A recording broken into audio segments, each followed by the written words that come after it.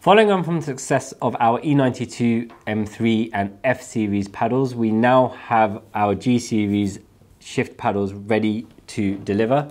So they come in two different colors, anthracite and titanium, and they also fit almost every G series car there is. So any G series car that has this kind of steering wheel, and also some of the F series designated cars like the F90 M5 and the F40 1 series. So let's take a closer look at the paddles themselves. This version is the dark anthracite. So each paddle has the minus or plus on it engraved at the top.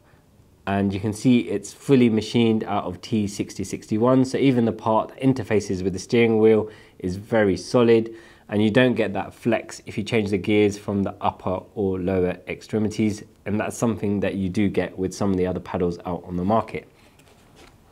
Take a look at the other side. It's slightly different in that it has the Evolve machined at the bottom here, but it's very subtle, and it's the same on the back.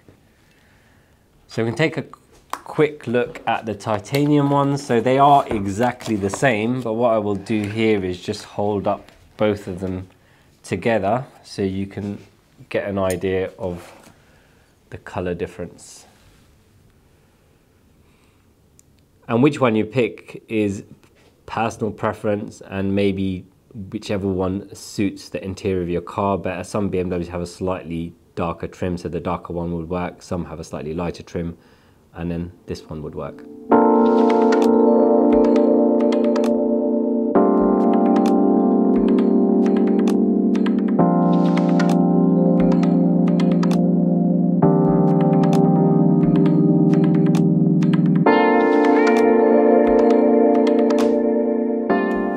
So now we've taken a closer look at the paddles themselves. Let's fit them in the car and see what they look like in the interior. So Imran's shown you what the paddles look like, and now I'm going to show you how to fit them. I'll be fitting them to our G80 M3, but the process is going to be the same for all models that use the steering wheel. So the first thing you do is disconnect the battery, which is in the boot, and then you have to get your airbag removal tool to remove the airbag. I've got a screwdriver that I've modified to shave the end down, but it does the same thing. Similar to other BMW models, you've got two holes either side of the steering wheel. You just pop your tool in and push it against the spring. It can be quite tricky to find the spring sometimes. You just have to get it at the right angle. Once the airbag's out, I'll show you exactly what angle this spring is at, so it makes it a lot easier. This one. It does take a little bit of force to push that spring in. So just apply a little bit of pressure once you think you're at the right angle. Once the airbag's popped, you can disconnect the plug in the middle here and move the airbag to the side. Okay, so with the airbag removed, we can see the spring now that holds the airbag in, which runs down here and along here. And the channel that you're going to be running your tool through is this part here. So the angle you put it through from the side follows that kind of angle with the tool. Once you've got it in, apply a bit of pressure and you'll see the spring clip move in here. Now, on the side of the airbag, we have already test fitted paddles to this steering wheel before, so we do already have the holes, but you probably won't, so you will have to make the holes yourself. So when you look at the side of the steering wheel around here and around here, you'll notice a very small circle that is a bit softer than the rest of the airbag. Just use your tool and pop that in that, and it will break the seal and allow you access to the pin. So now we can move on to removing the actual paddles themselves. You'll need a T20 piece for that, and you'll need to remove the plug out of the way to access the screw inside the steering wheel. So if you pull the wiring out and unplug it, so with the paddle unplugged, you can use your T20 and unscrew the paddle from inside the steering wheel.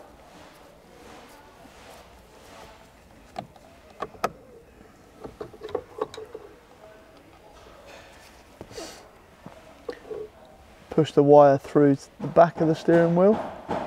It is a bit of a small gap to get the plug through, so be careful not to tug on it too much because you may damage the plug. Just carefully feed it through and then do the same on the other side.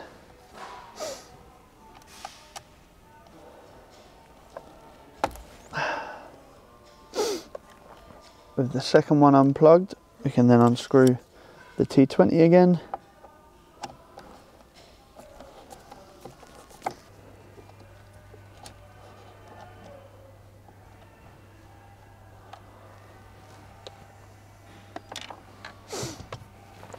And same again, feed the wire out the back.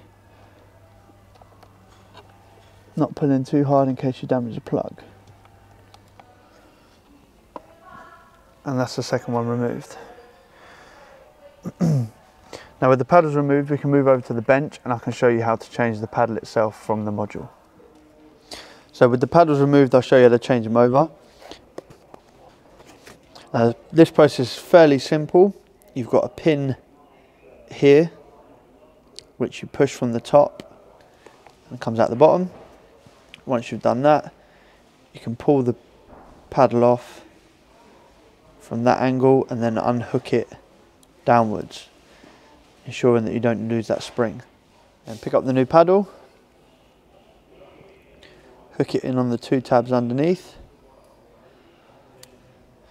and then push it down, line the hole up, and push the pin back in from the bottom.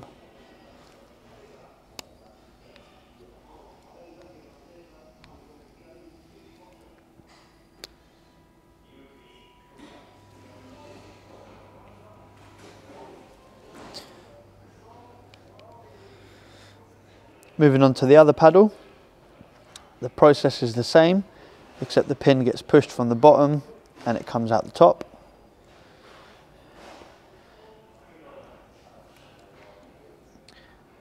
And then you unhook it again,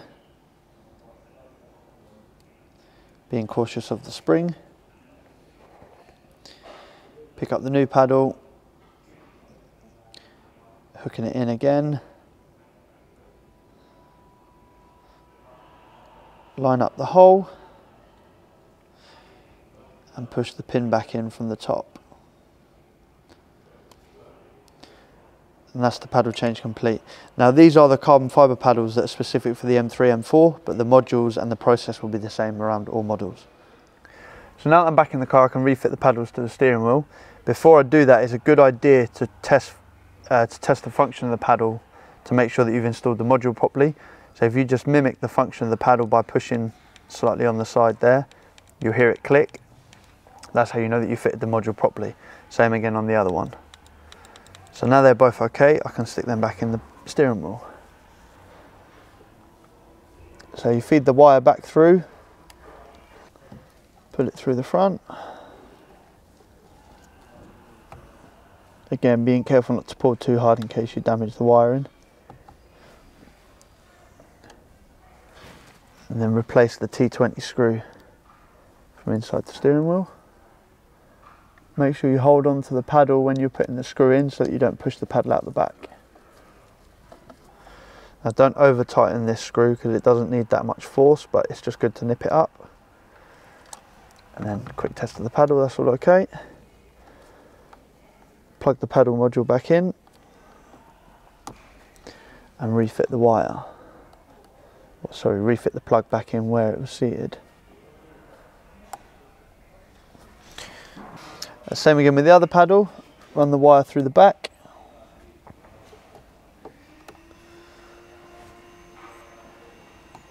And feed it through the front.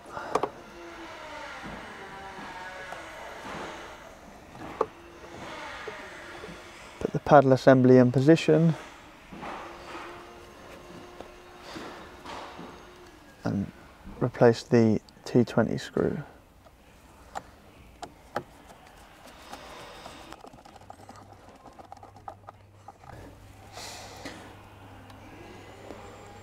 Clip the plug back in and reseat it into its position.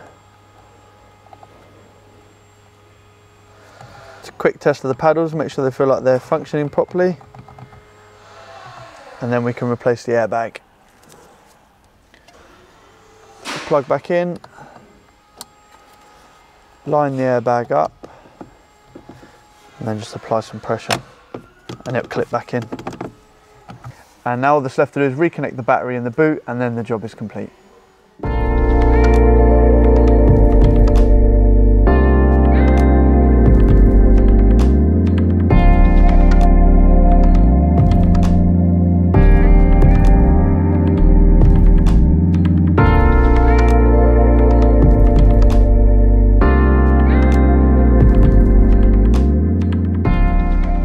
As you guys probably know, I do like carbon fiber, and when we first got this car, I really enjoyed seeing this new style paddle. But after a while, I kind of figured out there was too much carbon fiber going on in the steering wheel area, because on this steering wheel, it has carbon fiber here, and then also the paddle is carbon fiber, whereas the rest of the car has a very good contrast between the aluminium trim and the carbon fiber, so you get a really nice contrast going throughout the car. We use these paddles in our F90, and also the F series has a similar style but slightly different, and I really like the feel of the aluminium, and I was kind of missing that. Again, that's going to come down to personal preference, but I prefer the feel of aluminium to the plastic that they provide here. And also now with these in place, I've got the same contrast that the rest of the car has between the aluminium and the carbon fiber trims. I also like the feel of the shifting on these. It just feels a little bit more solid, and I think it actually feels a bit more premium than this. The design of it overall fits in very well with the rest of the car. You've got the angles that match the vents here, and also the speedo that goes up, left and right here. So overall, I'm really happy with this upgrade. They are available for any G series car that has the ZF 8-speed gearbox. Thank you so much for watching, guys. If you liked the video, please remember to smash that like button, and if you haven't already, please subscribe to our channel. If you want to join the conversation, please drop a comment below and we'll try our best to respond to you. If you want to watch more of this project, you can do so over here. If you want to watch what YouTube thinks you might like from our other content, you can do so over here.